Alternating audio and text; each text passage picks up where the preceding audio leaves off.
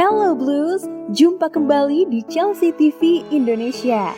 Kali ini Chelsea TV Indonesia akan mengabarkan secara spesial untuk kalian tentang berita terupdate seputar Chelsea yang tentunya tidak boleh kalian lewatkan.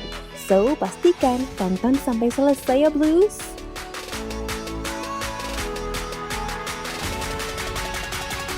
Bocoran jersey kandang Chelsea.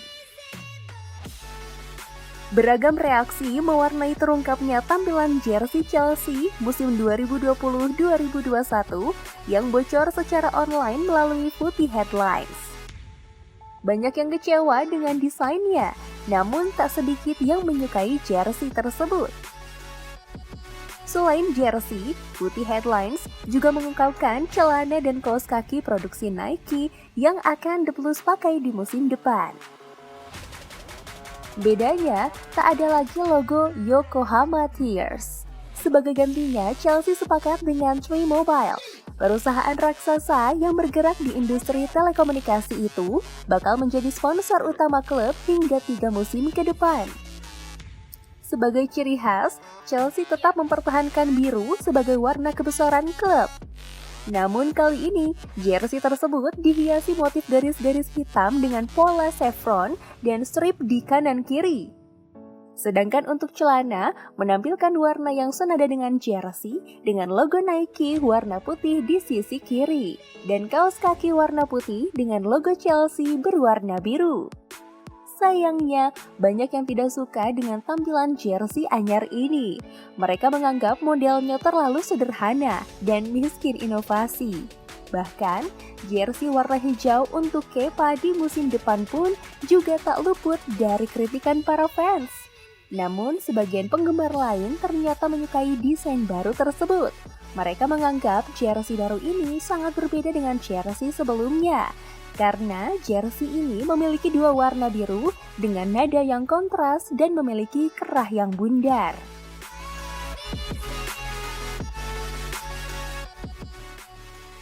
Bocoran jersey tandang dan jersey ketiga Chelsea.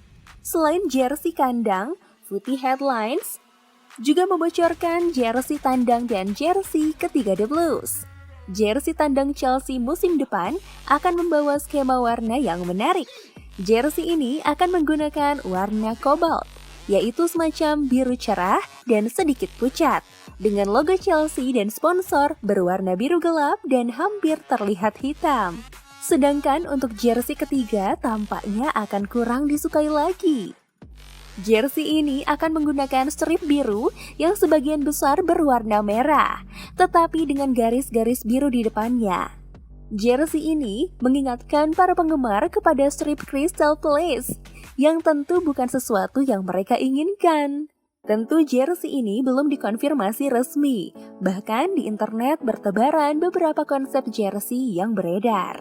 Namun demikian, apapun jersey yang muncul nanti, jersey tersebut tetap akan menjadi kebanggaan bagi penggemar Chelsea dong. Setujukah Blues?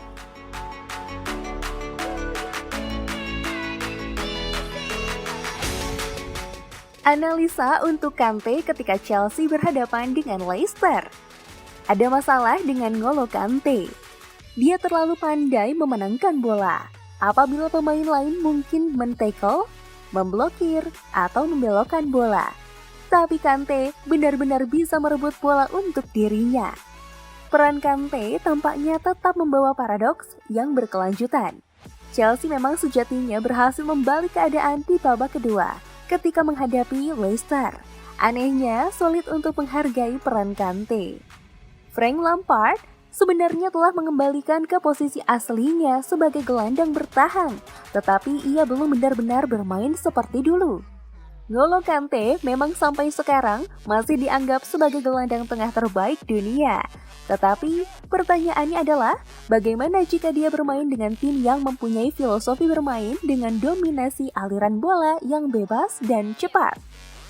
Benar saja, Timo Werner dan Hakim Ziyech didatangkan untuk hal itu. Lantas, apa yang bisa dilakukan Kante?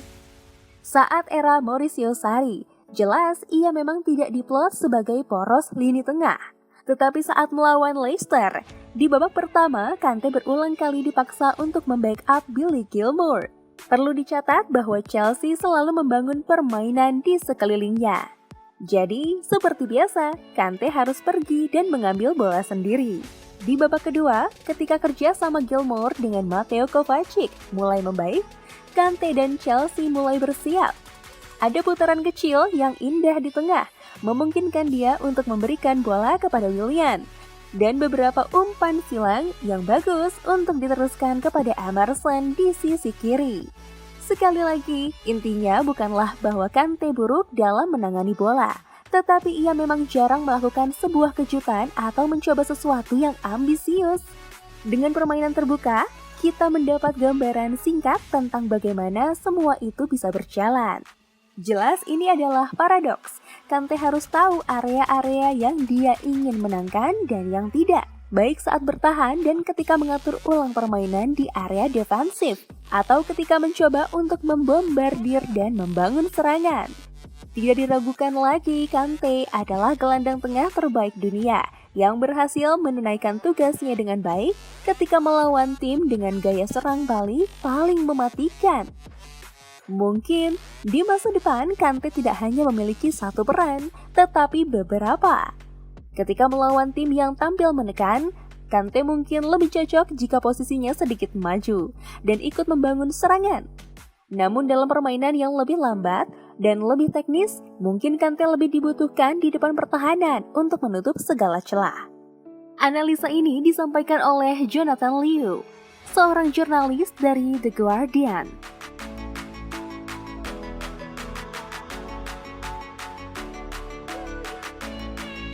Hadiah yang akan diterima Chelsea jika memenangkan Piala FA. Piala FA akan berlanjut lagi pada minggu ini. 4 tim termasuk Chelsea akan bertarung untuk memperebutkan tempat teratas. Pertanyaannya adalah, berapa hadiah yang akan diterima Chelsea apabila berhasil memenangkan pertandingan tersebut? Ternyata, setiap klub yang berlaga di babak 8 besar akan menerima uang sebesar 360.000 pound sterling. Sedangkan pemenang akhir pekan ini akan mendapatkan hadiah sebesar 720.000 pound sterling dan berhak masuk ke semifinal. Hadiah tersebut masih belum termasuk uang yang didapatkan dari hak siar televisi. Karena klub yang tampil dalam perempat saja, kabarnya masih akan menerima biaya siaran sebesar 350.000 pound sterling. Kira-kira kalau Chelsea bisa lolos sampai babak akhir, berapa ya kira-kira total hadiah yang didapatkan? Berikut ini adalah rincian hadiah setiap babak di Piala FA. Lampard akan berbicara dengan Gilmour, Mount, dan James. Frank Lampard mengatakan akan meluangkan waktu untuk berbicara dengan ketiga pemain tersebut secara individu setelah ketiganya digantikan pada babak pertama kala menghadapi Leicester City demi mengubah keadaan. Leicester adalah tim yang bermain lebih baik sebelum jeda. Syukurlah, Lampard memutuskan untuk mengeluarkan beberapa pemain muda seperti Billy Gilmour, Reece James, dan Mason Mount. Lampard berujar bahwa Mount memang sedikit kelelahan, sementara dua anak mudanya yang lain dikatakan kurang fit sejak musim dimulai kembali. Lampard telah dipuji banyak orang karena berhasil membawa Chelsea bersaing di papan atas klasemen walaupun hanya bermodal pemain muda. Kendati demikian, ia tak ragu menampilkan sisi kerasnya kepada pemain. Meskipun bukan untuk menyalahkan, tapi untuk memberi analisa pertandingan dan memberikan pengertian untuk melakukan perubahan.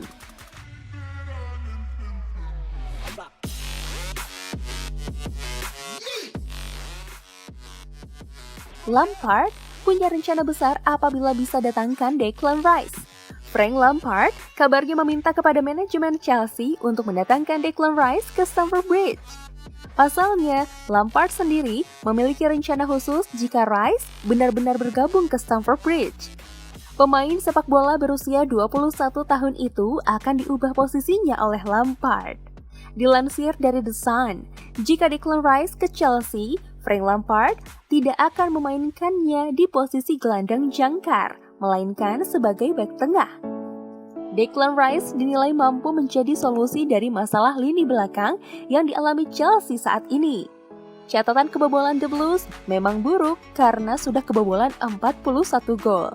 Sementara itu, pihak Chelsea sendiri yakin bahwa mereka bisa membawa pulang Rice dari West Ham dengan mahar sebesar 45 juta pound sterling. Declan Rice diketahui pernah menimba ilmu di Akademi Chelsea selama 8 tahun. Pada akhirnya, ia meninggalkan Chelsea di usia 14 tahun ke West Ham United.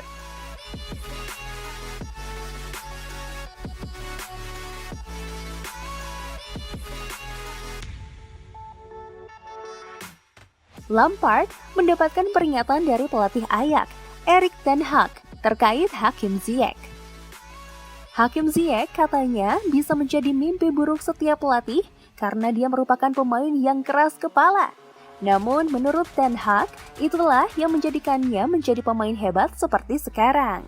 Pemain internasional Maroko tersebut akan bergabung dengan Chelsea musim panas ini dari Ajax. Usai memenangkan penghargaan pemain terbaik klub selama 3 musim berturut-turut, Ziyech beralih ke Stamford Bridge dengan kesepakatan senilai 33,3 juta pounds yang disepakati pada Februari lalu. Pemain 27 tahun telah mengambil bagian dari sesi latihan terakhirnya di Ajax dan secara resmi akan menjadi pemain Chelsea pada awal Juli. Ten Hag mengaku sedih melihat pemain berusia 27 tahun itu pergi, meski dia mengaku tak selalu mudah bekerja bersamanya. Dia datang sebagai pemain besar di Chelsea, klub top di Eropa. Itu adalah contoh bagi para pemain muda di sini. Pertama, menjadi yang terbaik di sini, memenangkan gelar dan kemudian mengambil langkah. Dia memiliki karakter yang hebat dan keras kepala. Tapi itu juga yang membuatnya cemerlang. Kadang dia adalah mimpi buruk bagi pelatih, tapi Anda harus memberinya ruang. Ziyech adalah apa yang Anda lihat, apa yang Anda dapatkan. Ini adalah hari yang emosional bagi Ziyech, tapi saya harap dia akan mengenangnya dengan cara yang baik. Begitulah ungkap Ten Hag sembari mengucapkan perpisahan kepada Ziyech.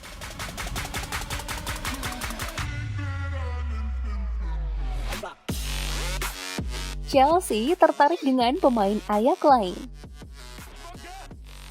Pelatih Ajax, Erik ten Hag, tak memungkiri dirinya bakal kehilangan 3 pemain pentingnya di bursa transfer musim panas mendatang. Donny van de Beek, Nicolas Tagliafico, dan Andre Onana menjadi pemain yang berpotensi besar hengkang dari Ajax. Alhasil, tim London Barat mungkin juga akan menyiapkan rencana untuk mengejar rekan satu tim Hakim Ziyech tersebut.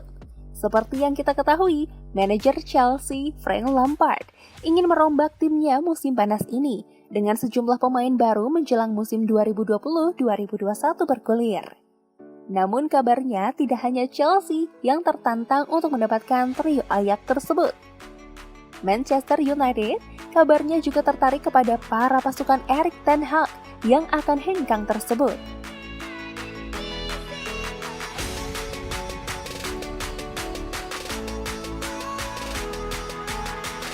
Itulah tadi beberapa berita terhangat minggu ini yang berkaitan dengan Chelsea. Bagaimana tanggapan kalian tentang berita-berita tadi, Plus? Buat kamu yang mau request, mau dibahasin sesuatu atau mau diskusi, silahkan komen-komen di bawah ya. Jangan lupa like, share, dan nyalakan lonceng notifikasi supaya kalian gak ketinggalan berita terupdate dari Chelsea TV Indonesia. As always, I'll see you in the next video. Stay safe, everyone!